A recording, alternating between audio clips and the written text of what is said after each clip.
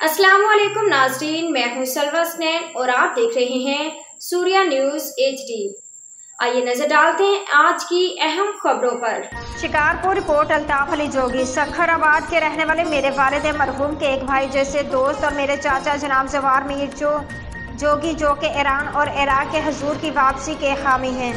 मैंने उन्हें मेहमानों की तरफ से मुबारकबाद पेश की। जवार मीर जोगी के ईरान और इराक से सखर आमद पर दूर दराज से मुबारकबाद पेश की।